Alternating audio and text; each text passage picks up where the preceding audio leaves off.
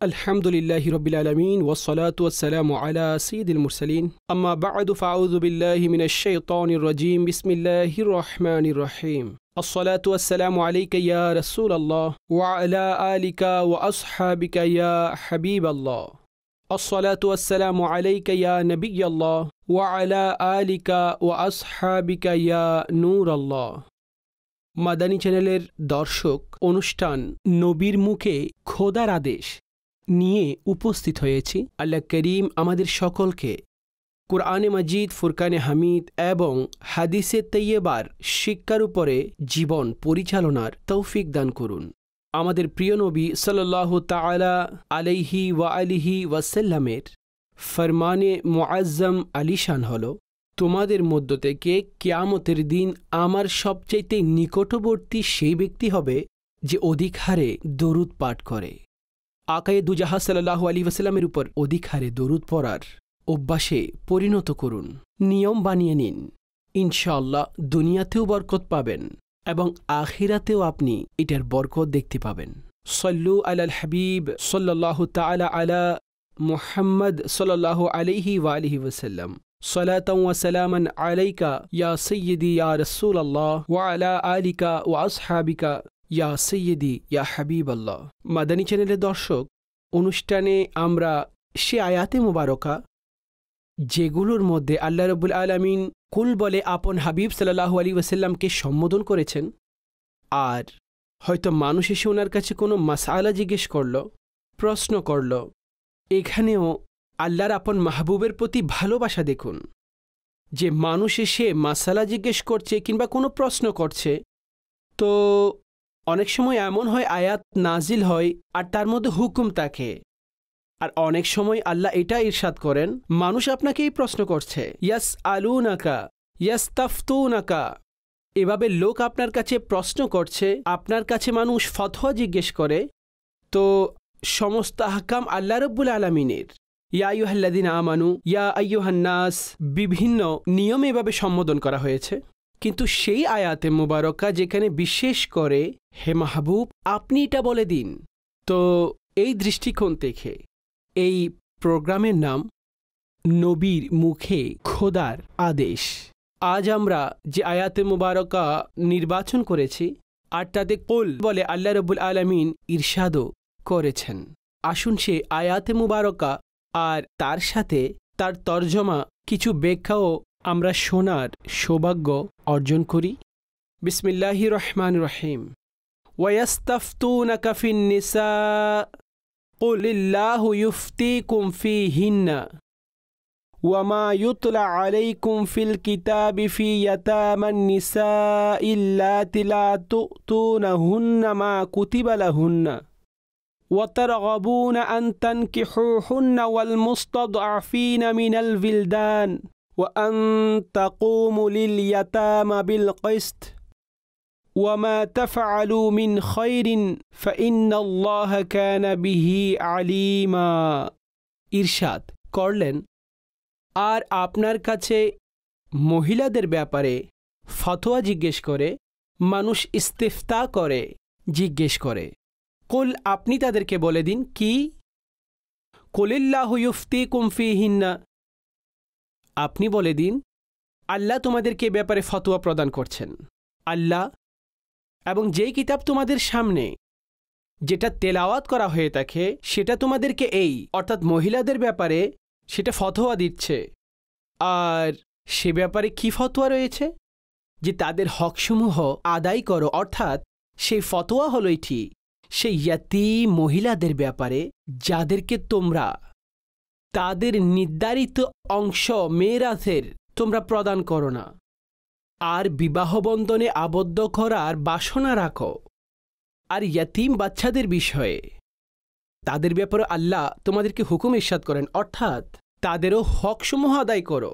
আর ইয়াতীমদের হকসমূহের মধ্যে যে ইনসাফের উপর কায়েম থাকো, আর তোমরা যা নেকি করো আল্লাহ সেটা জানেন।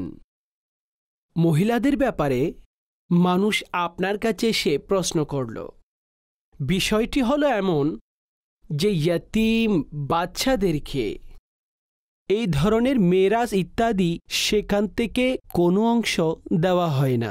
অর্থাৎ তাদের সাথে ন্যায়পরায়ণতা করা হতো না, ইনসাফ করা হতো না, তাদের হকসমূহ লুণ্ঠন করা হতো, কিংবা তাদেরকে সেই হকসমূহ দেওয়া হতো না যা শরীয়ত তাদের জন্য নির্ধারণ করেছিল। অথবা এমনও করত যে যদি ইয়াতিম বাচ্চাদের মতো দেখে যদি কেউ সৌন্দর্যের অধিকারী হতো, সম্পদশালী হতো, তো তারা এমন করে নিত যে তার কারণে অনেক কম মোহর আদায়ে তাকে বিবাহ করত আর নিজেই তার সম্পদ নিজের কাছে রেখে দিত, আত্মসাৎ করত।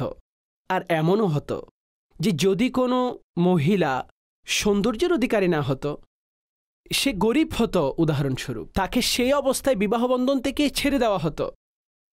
আর যদি কেউ সম্পদশালিত হতো কিন্তু চেহারার দিক থেকে সুন্দর না হতো, তাকেও বিবাহ দেওয়া হতো না। এই কারণে যদি তাকে বিবাহ দেওয়া হয়, তার ভবিষ্যৎ স্বামী তার সেই সম্পদের মধ্য থেকে অর্থাৎ তার মাল থেকে সে নিজেই অংশ নিয়ে নিবে, তো তাকেও বিবাহ দেওয়া হতো না। তো এই সমস্ত বিষয় আরবের মধ্যে এই সব কিছুই পাওয়া যেত।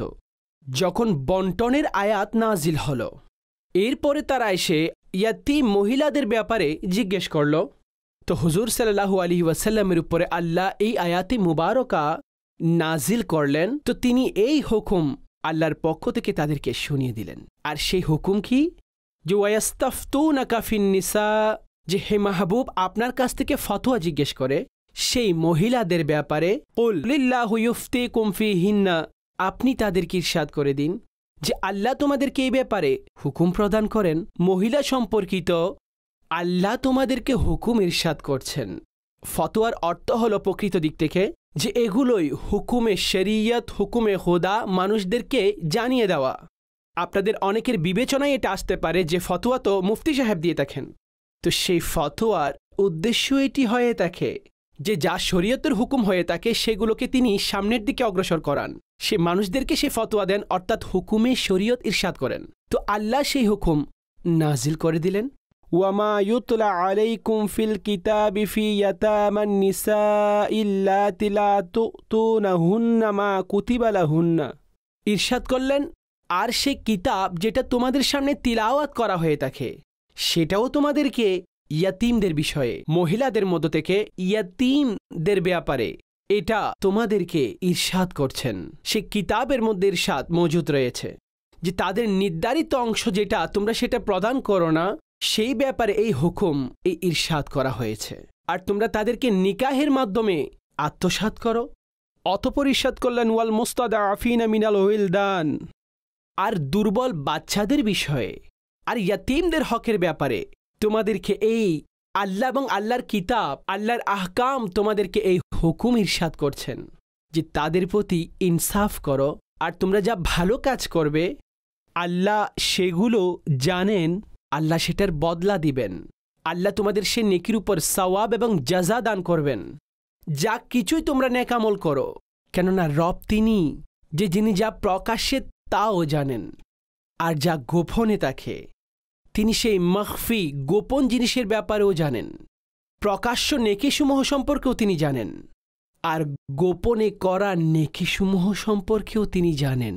তিনি পুরস্কার এবং সওয়াব দানকারী। তো মাদানী চ্যানেলের দর্শক, এই আয়াতে মুবারকার মধ্যে আল্লাহ রাব্বুল আলামিন সেই বিধবা মহিলাদের ব্যাপারে, ইয়াতিম নারীদের ব্যাপারে, ইয়াতিম ছেলেদের ব্যাপারে বিস্তারিতভাবে এই হুকুম ইরশাদ করেছেন। আর তাদেরকে তাদের হক দেওয়ার ব্যাপারে আহকামসমূহ নাজিল করেছেন। জানা গেল যে বিধবা, দুর্বল লোক, মহিলা, তাদের হকসমূহ আদায় করা এটা আল্লাহ রাব্বুল আলামিনের হুকুম এবং আল্লাহর সুন্নাত। জি, যার কাছ থেকে হতে পারে। আজ এই সমাজে কোনো দুর্বলকে তার হক ফিরিয়ে দেওয়া এটা অনেক বড় নেকির কাজ। যে সামনের দুর্বল ব্যক্তি আপন হক আদায়ে সামর্থ্যও রাখে না, অনেক সময় সেই দুর্বলকে দমিয়ে রাখা হয়। আজকাল মাযাল্লাহ এই আয়াতে মুবারকার প্রেক্ষাপট তো সে সময়ের মুশরিকগণ তাদের ব্যাপারে আমরা শুনেছি, কিন্তু আজ আমাদের সমাজের মধ্যে এর কমতি নেই যে যখন কারো ইন্তিকাল হয় তার কিছু, প্রত্যেকের কথা বলছি না, অনেক জায়গায় ভাই উদাহরণস্বরূপ মারা গেল, এখন সে ভাইয়ের সন্তান রয়েছে, ছোট ছোট বাচ্চা রয়েছে, তো অনেক ভাই অনেক সময় নফসে শয়তানের কুমন্ত্রণায় এসে প্ররোচনায় পতিত হয়ে সমস্ত সম্পত্তি সে তার নিজের নামে করে নেয়। তাদের জমিনসমূহ হরণ করে নেওয়া হয়, জায়গাসমূহ হরণ করে নেওয়া হয়। এই বাচ্চাদের কী বা জানা আছে? তাদের স্ত্রী পরবর্তীতে বিবাহ করে নিবে, অর্থাৎ সে বিধবা, সে তো আগে চলে যাবে, কেউ কিছু জানতে পারবে না। তো তারা এই সমস্ত বিষয়ের উপরে তারা অগ্রগণ্য হয়ে যায়, আর এইভাবে ইয়াতিমদের হক হরণ করা হয়, ইয়াতিমদের হক আত্মসাৎ করে। মনে রাখবেন, যারা ইয়াতিমদের হক খেয়ে ফেলে, যারা ইয়াতিমদের মাল খেয়ে ফেলে, কোরআনে পাকে তাদের অনেক বেশি শাস্তির কথা বলা হয়েছে। কোরআনে পাকের মধ্যে তাদের শাস্তির ব্যাপারে বলা হয়েছে, বরং এতটুকু পর্যন্ত বলা হয়েছে যে তারা আপন পেটে আগুন বক্ষণ করছে যারা ইয়াতিমের মাল খেয়ে ফেলে। ইন্নাল্লাযীনা ইয়াকুলুনা আমওয়ালাল ইয়াতামা ইন্নামা ইয়াকুলুনা ফি বুতুনিহিম নারা। তারা এটা সম্পদ নয়, বরং আগুন ঢালছে তাদের পেটের মধ্যে, তারা আগুন খাচ্ছে, যা তাদের কিয়ামতের দিন কঠিন থেকে কঠিনতর আযাবের আকৃতিতে তারা সেগুলোর সম্মুখীন হবে। আর আজ দুনিয়ার মধ্যে অনেক দুর্বলরা তাদের হক নিতে পারে না, তারা কারো সামনে না বলতে পারে, অথবা নিজের অন্য বিষয়গুলোকে বাঁচানোর জন্য, আপন ইজ্জত বাঁচানোর জন্য, নিজের পুত্রের ইজ্জত, নিজের কন্যার ইজ্জত বাঁচানোর জন্য তারা ছেড়ে দেয়। তো মনে রাখবেন, আজ যদি দুনিয়ার মধ্যে আপনি যদি কোনো কিছু অর্জন করেন, সামর্থ্য রয়েছে, শক্তি রয়েছে, সম্পদের মোহ রয়েছে, প্রসিদ্ধি রয়েছে, অহংকার রয়েছে, আপনার আশেপাশে অনেক লোক রয়েছে, আপনার উপর মহলে অনেক বেশি হাত রয়েছে, যে আপনি বলেন যে আমার পিছনে অনেক বড় বড় লোকেদের হাত রয়েছে, আমাকে কেউ পাকড়াও করতে পারবে না, আর যদি ধরেও ফেলে তো ছাড়িয়ে নেওয়ার জন্য অনেকেই রয়েছে। এটা দুনিয়াবি নিয়ম তো হতে পারে, কিন্তু আখিরাতে এটা অকাঠ্যভাবে সম্ভব নয়, অকাঠ্যভাবে সম্ভব নয়। কেননা সেই দিন অতঃপর আল্লাহর বারগাহে, অতঃপর রব তাআলা সেখানে সেই মুসলিমদের হক প্রদান করবেন, আর সে জালিমদেরকে প্রশ্ন করবে, আর বলবে সে জালিমদেরকে, জালিমরা তোমরা বলো, সে সময় তোমরা বড়ই জুলুম করতে, সে সময় তো বড় জুলুম করতে, আজকে বলো বড় জাবের হয়ে যেতে। আজ তোমরা বুঝতে পারবে যে তোমাদের শক্তির সেই নেশার কি আযাব রয়েছে। তো মাদানী চ্যানেলের দর্শক, দুনিয়ার এই নিঃশ্বাস তো শেষ হয়ে যাবে, এই সম্পদ না কারো সাথে সবসময় ছিল না থাকবে। যতক্ষণ জীবন রয়েছে ততক্ষণই আছে। যতটুকু উপকার পেয়েছে সম্পদ থেকে মানুষ কতটুকু উপকার লাভ করে। বাস্তবতা হলো তো এটাই যে ঘরসমূহ অনেক সুন্দরভাবে নির্মাণ করা হয়, সেগুলোকে সাজানো হয়, সেগুলোকে পরিপূর্ণ তৈরি করা হয়। যত সময় মানুষ টাকা আয় করতে আর সে নতুন ঘর বানাতে ব্যয় করে, ততটুকু সময় কেউ সেই ঘরের মধ্যে থাকতে পারে না। আপনি আপনার আশেপাশে দেখুন, আপনিও দেখুন, আমিও দেখব, আমরা সবাই সমাজের মধ্যে থাকি। যে কেউ একটি বড় বাংলো বানালো, তার জীবনের শুরুর সময়গুলোকে গণনা করুন অথবা পরেরগুলো গণনা করুন, দেখে নিন যে কত বছর পূর্বের সময় অতিবাহিত করেছে আর কত সময় সে এই নতুন ঘরে অতিবাহিত করেছে। পরিশেষে ঠিকানা কবরের মধ্যে। আর যদি আল্লাহ না করুক কারো হক নষ্ট করে, হক পরিপন্থী সম্পদ অর্জন করে যদি সেই ঘর নির্মাণ করা হয়, তো মানুষ তো দুনিয়া থেকে চলে যাবে, তার সন্তানরা উপকার নিবে, সে কোনো কিছুই পাবে না, আযাব ছাড়া যা তার জন্য নির্ধারিত হয়েছে। তো এই জন্য সেই বিধবাদের ব্যাপারে, সেই ইয়াতিম নারীদের ব্যাপারে, সেই ইয়াতিম ছেলেদের ব্যাপারে শরিয়ত তাদের পরিচর্যার বিষয়ে, তাদের অভিভাবকত্বকরণে, ইয়াতিমদেরকে ভালোবাসার ব্যাপারে, ইয়াতিমদের প্রতি নমনীয় হওয়ার প্রতি শরীয়ত অনেক বড় সওয়াব রেখেছেন, প্রতিদান রেখেছেন, পুরস্কার রেখেছেন। রসুল মুকাররম সাল্লাল্লাহু আলাইহি ওয়াসাল্লাম তাকে ওনার সাথে জান্নাতের সাথ করে দিয়েছেন যারা এই ইয়াতীমদেরকে ভালোবাসা প্রদর্শন করে। আসুন রাসূলুল্লাহ সাল্লাল্লাহু আলাইহি ওয়াসাল্লামের একটি হাদিস শুনি, যে হযরত আবু দারদা রিওয়ায়াত করেন, নবী পাক আলাইহিস সালামের বারেগাহে একজন ব্যক্তি উপস্থিত হল, আপন অন্তরের কঠোরতার ব্যাপারে ইরশাদ করল। অন্তর অনেক শক্ত প্রকৃতির, এই ব্যাপারে বলল। হুজুর সাল্লাল্লাহু আলাইহি ওয়াসাল্লাম বললেন যে তোমার কি এটা পছন্দের?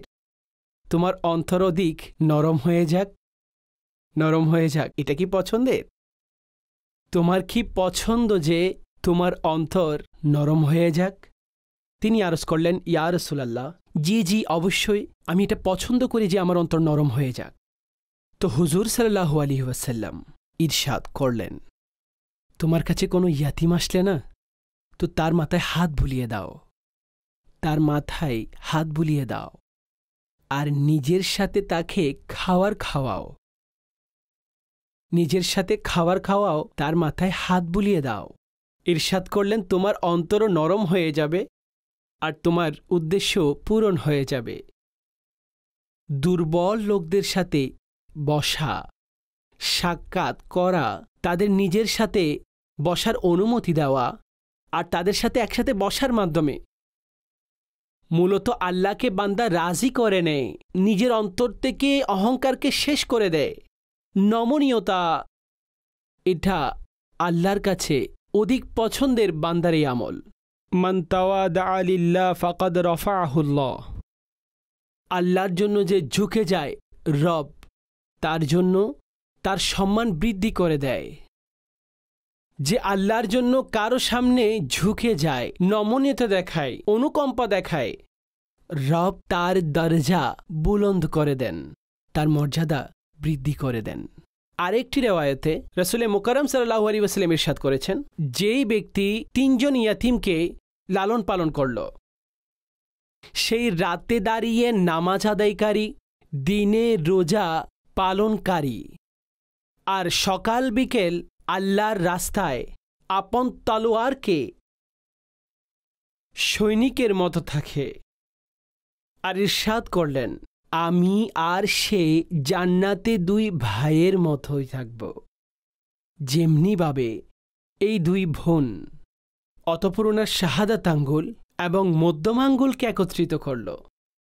শাহাদাত আঙ্গুল আর মধ্যকানের আঙ্গুল, এই উভয়টি হুজুর আলাইহিস সালাম একত্রিত করলেন। ইরশাদ করলেন, যেভাবে এই ২টি আঙ্গুল পরস্পরের সাথে মিলিত হয়, আমি আর সে এভাবেই জান্নাতে থাকব। মাদানী চ্যানেলের দর্শক, পরিপূর্ণ রাত ইবাদত করা, তিলাওয়াত করা, দিনে রোজা রাখা, এই আমল অনেক বড় আমল, অনেক বড় আমল। অতঃপর আল্লাহর রাস্তায় আপন জীবন উৎসর্গ করার জন্য প্রস্তুত থাকা অনেক বড় আমল। আর এইদিকে রাসূলুল্লাহ সাল্লাল্লাহু আলাইহি ওয়াসাল্লাম ইরশাদ করছেন, যে ব্যক্তি ৩ জন ইয়াতীমের পরিচর্যা করে, কেননা সে এখন এই মুহূর্তে প্রকাশ্যে একটি অভিভাবকহীন বেসাহারা হয়ে গেছে, যার পিতাই দুনিয়া থেকে চলে গেল, আর সে এখন নাবালেক অবস্থায় রয়েছে। কেননা যখন বালেক হয়ে যায়, শরীয়ত তার উপরে ইয়াতীম হওয়ার সংজ্ঞাও তুলে নেন।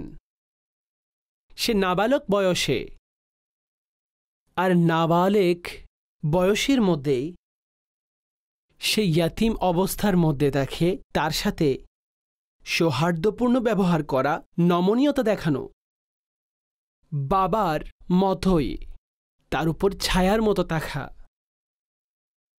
নিজের বাচ্চাদের জন্য কাপড় ক্রয় করলে তা খেয়ে দেওয়া, তার খেয়াল রাখা, এটা আপনার এবং রবের মধ্যখানে একটি ব্যবসা, যার উপকারিতা আপনি কিয়ামতের দিন দেখবেন। এটা নয় যে আমার তার কাছ থেকে কোনো বিনিময় প্রয়োজন নেই, আমাকে তো আল্লাহর সন্তুষ্টির জন্য করতে হবে, আর রব তাআলা সেটার পুরস্কার দান করবেন, রব সেটার জাযাও দিবেন এবং পুরস্কার দান করবেন। অতঃপর হুজুর আলাইহিস সালাতু ওয়াস সালাম ইরশাদ করলেন আরেকটি হাদিসের মধ্যে, যে বিধবা এবং মিসকিন বিধবা এবং মিসকিনদের উপর যিনি খরচ করেন, খুদা আজ্জা ওয়া জালের রাস্তায় জিহাদকারী, রাতে নামাজ আদায়কারী এবং দিনে রোজা পালনকারীর মতোই সে ব্যক্তি। ইয়াতীমদের সাথে সুন্দর ব্যবহার করা এবং সাথে সাথে বিধবাদের সাথে আর সে বিধবাদের ব্যাপারেও হাদিসের মধ্যে সুসংবাদ দান করা হয়েছে যে নিজের ছোট ছোট বাচ্চাদের পরিচর্যার জন্য পরবর্তী বিবাহ ছেড়ে দেয়, তার জন্য পুরস্কার এবং সুসংবাদ রয়েছে সে মহিলার জন্য। জি জি,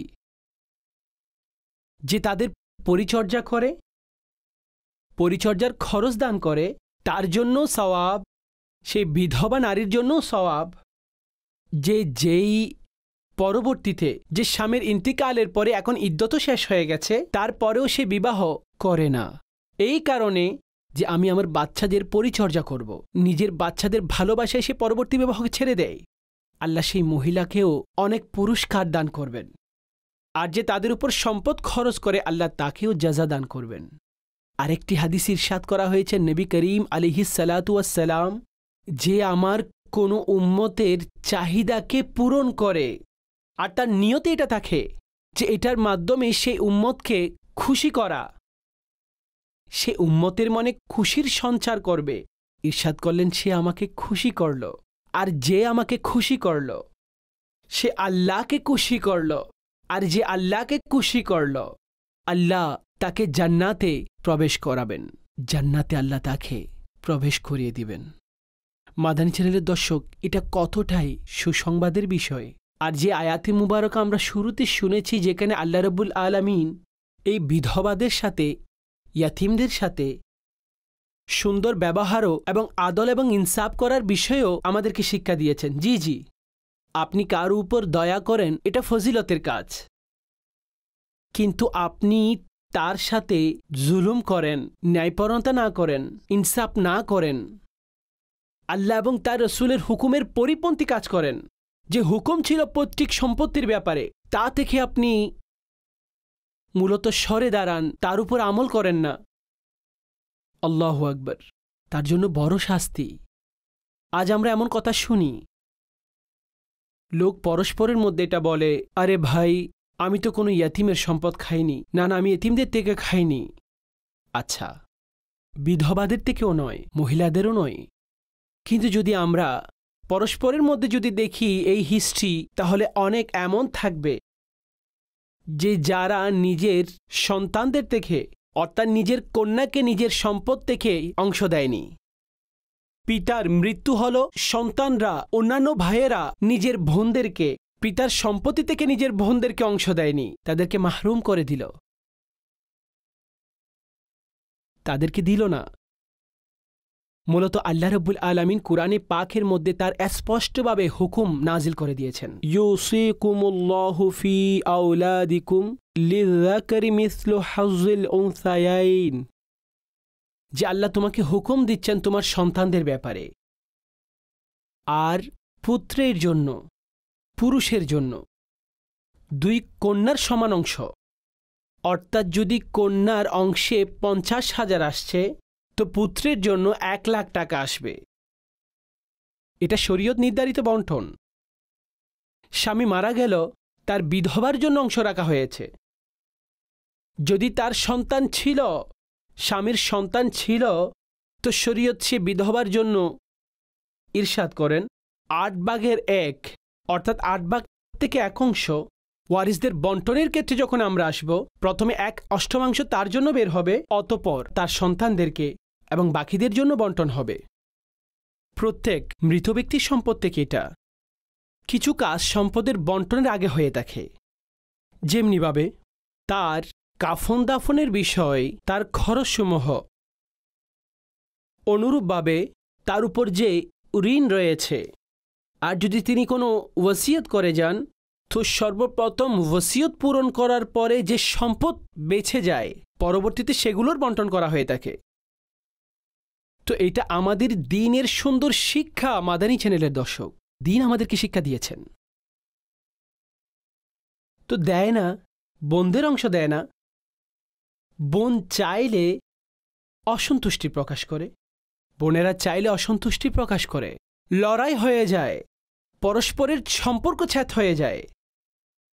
এদিকে হাদিসে ইরশাদ করা হয়েছে, যে কারো মিরাসের অংশ প্রদান করে না, তার মিরাসের অংশ কেটে দেয়, আল্লাহ জান্নাত থেকে তার অংশ কেটে দিবেন, শেষ করে দিবেন, কেননা সে তার হক নষ্ট করছে। ক্ষমার সাথে জালিম শুধুমাত্র সেই নয় যে মানুষের ঝুলি থেকে লুণ্ঠন করে নিয়ে যায়, ডাকাত শুধুমাত্র সেই নয় যে মানুষের উপরে তাদের জীবনের উপর বাজি রেখে তাদের সম্পদ ছিনিয়ে নিয়ে যায়। কিছু এমন আমাদের সমাজের মধ্যে ভদ্র লোকও রয়েছে যে নিজেকে অনেক ভালো হিসেবে উপস্থাপন করে, কিন্তু সে কোনো না কোনোভাবে অন্যের হক নষ্ট করে দিয়েছে, তার হক বন্ধ করে দিয়েছে। এখন এতে কি হয়? আজ ভাই বোনের পৈতৃক সম্পত্তি দিল না, কাল ভাই মারা গেল, তার বাচ্চারা সেই সম্পদের মালিক হয়ে গেল। ওদিক থেকে বোন মারা গেল, বোনের বাচ্চারা এখনো এখানে অংশীদার, তাদের পাওয়া উচিত। যা তাদের অংশ ছিল সেটা তার সন্তানদের কাছে চলে গেল, কিন্তু যখন সে দিল না, তার সন্তানরাও দিল না। আচ্ছা, সন্তান মৃত্যুবরণ করলো, ওই দিক থেকে আবার বোনের সন্তানরাও মৃত্যুবরণ করলো। এখন তাদের সন্তানরা এই সম্পদের মধ্যে অংশীদার, যেটার অংশ আমরা তাদেরকে দেইনি। তো অত্যাচারের এই অবস্থান এক জায়গায় শেষ হয়নি, এটা বাড়তে থাকে, বাড়তে থাকে, বাড়তে থাকে। আর এই জুলুম অনেক সময় জ্ঞান না থাকার কারণে অথবা এমনিতেই পিতামাতারাও করে ফেলে। না, কন্যাকে দেওয়া হবে না, কেননা আমার সম্পদ জামাই হরণ করে নিবে, জামাই আমার সম্পদ নিয়ে নিবে। আরে জনাব, আপনি আপনার কন্যা, রক্তের সম্পর্কের কন্যা, সেই কন্যা যাকে আপনি ফুলের মতো, কলির মতো লালন পালন করেছেন, বড় করেছেন, যখন আপনি আপনার কন্যা তাকে দিয়ে দিলেন, তো সম্পদের ক্ষেত্রে আপনি এমন চিন্তা কেন করছেন? অনেক লোক জিজ্ঞেস করে, মুফতি সাহেব, আমরা কি বোনকে জাকাত দিতে পারবো? আমি অনেক সময় অনেক বেশি চিন্তিত হয়ে পড়ি। কি বলল যে ভাই এতটাই ধনী আর বোন এতটাই গরিব, এটা কিভাবে হলো? এটা কেমন পার্থক্য? এখানে ব্যালেন্স কেন হলো না? আমি শরীয়ত হুকুম বর্ণনা করছি না এই দিক থেকে যে তাকে জাকাত দিতে পারবে না। একেবারে যখন বোন শরীয়তসম্মত হকদার হবে, জাকাতের হকদার হবে, তো ভাই তাকে নিজের জাকাত দিতে পারবে।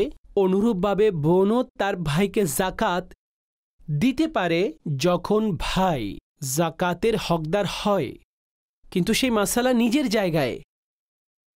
আমি এটা আরজ করছিলাম, ভাই অনেক সময় অনেক ধনী, বোন অনেক গরিব, এমন তো নয় যে এর ভেতরে কোনো বিষয় হক নষ্ট তো করা হয়নি। যে বোনকে জাকাত দেওয়ার বিষয় তো জিজ্ঞেস করছি, সম্পদ থেকে কেউ দিচ্ছে না, জাকাত থেকে দিবে, সম্পত্তি থেকে নয়। না, মাদানী চ্যানেলের দর্শক, আমাদের দ্বীনের সুন্দর শিক্ষা হলো এটি, দ্বীনের সুন্দর শিক্ষা এটি, আর এটি আল্লাহর হুকুম। যদি আমরা এর উপর আমল না করি, নিজের আখিরাতকে ধ্বংস করে দিব। যে লোক আপন বোনদের সাথে এবং কন্যার সাথে ভালো আচরণ করে, ইসলামের সুন্দর শিক্ষা শুনুন, প্রিয় নবী সাল্লাল্লাহু আলাইহি ওয়াসাল্লামের প্রিয় ফরমান শুনুন। ইরশাদ করলেন হযরতে আব্দুল্লাহ বিন আব্বাস রাদিয়াল্লাহু তাআলা আনহুমা, ওনার কাছ থেকে রেওয়ায়ত, সরকারে মদিনা সাল্লাল্লাহু আলাইহি ওয়াসাল্লাম ইরশাদ করেছেন, যে ব্যক্তি 3 জন কন্যা অথবা বোনের এইভাবে পরিচর্যা করে যে তাদের আদবের শিক্ষা দিয়েছে আর তাদের সাথে নমনীয়তা প্রদর্শন করে, দয়াবান হয়, এমনকি আল্লাহ তাআলা তাকে অমুখাপেক্ষী করে দেন, অর্থাৎ তাদের বিয়ে হয়ে গেল আর সে রুখসত হয়ে গেল, তো ইরশাদ করলেন আল্লাহ তাআলা তার জন্য জান্নাত ওয়াজিব করে দেন 3 কন্যার জন্য অথবা 3 বোনের জন্য। সাহাবী আরজ করল, ইয়া রাসূলুল্লাহ সাল্লাল্লাহু আলাইহি ওয়াসাল্লাম, যদি 2 জন হয় কারো কাছে, তো ইরশাদ করলেন তার জন্য এই পুরস্কার রয়েছে। রাবি বলেন যদি কেউ একজনেরও প্রশ্ন করত তো নবী পাক আলাইহিস সালাম একজনের জন্য এটাই বলে দিতেন, একজনের জন্য এটা বলে দিতেন। তো মাদানী চ্যানেলের দর্শক যে তাদের সাথে উত্তম আচরণ করে তার জন্য জান্নাতের ওয়াদা, তার জন্য জান্নাতের ওয়াদা।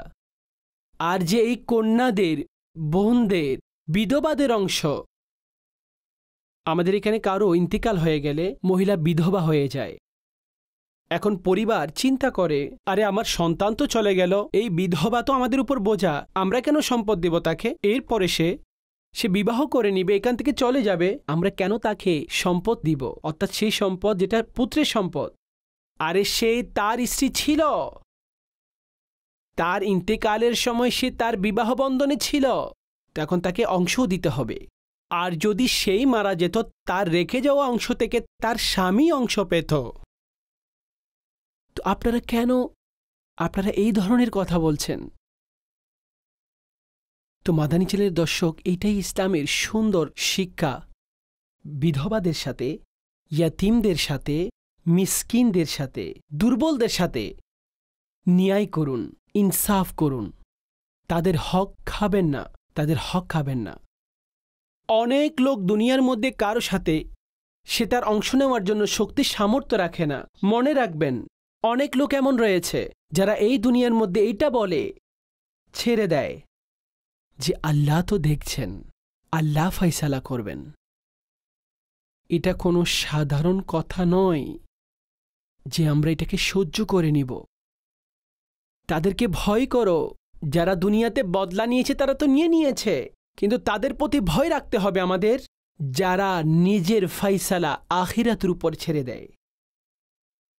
আজকে তাদের কাছ থেকে মাপ চান, হিসেব করে যার যতটুকু অংশ দিয়ে দিন, তাকে দিয়ে দিন। নবী পাক আলাইহিস সালাম ইরশাদ করেছেন নিজের সন্তানদের ব্যাপারেও বরাবর করো, তোহফা দিলেও বরাবর দাও। বাচ্চাদেরকেও একে অন্যের উপরে শরীয়তের কোনো কারণ ছাড়া তাদের প্রাধান্য ফজিলত দিও না, তাদের মধ্যে সমতা করো। হুজুর সাল্লাল্লাহু আলাইহি ওয়াসাল্লামের কাছে একজন ব্যক্তি আসলো যে আমি আমার একজন সন্তানকে, যে একজন অন্য স্ত্রীর ছিল, আমি তাকে এই তোহফা দিতে চাচ্ছি। হুজুর সাল্লাল্লাহু আলাইহি ওয়াসাল্লাম বললেন তাকেও দাও যে তোমার প্রথম স্ত্রীর। বললেন না, একে দিচ্ছি। তো ইরশাদ করলেন আমি এই জুলুমের সাক্ষী হচ্ছি না, অন্য কাউকে বানাও, আমি হব না। এটাকে জুলুম ইরশাদ করা হয়েছে। নিজের বাচ্চাদের ব্যাপারেও পবিত্র শরীয়ত অনুযায়ী আচরণ করো।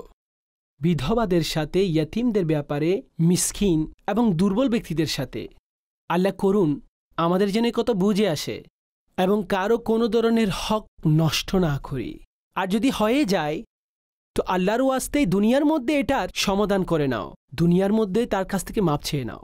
যদি আপনার কাছে আপনার বোনের অংশ চলে আসে অথবা দুর্বলদের অংশ চলে আসে, ইয়েতিমদের চলে আসে, আপনি তাদের দিয়ে দিন, তাদের অংশ তাদেরকে দিয়ে দিন।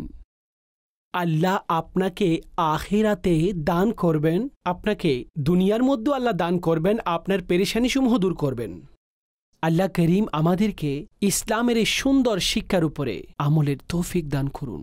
আমিন বিজাহিন নবিল আমিন সাল্লাল্লাহু আলাইহি ওয়া আলিহি ওয়াসাল্লাম।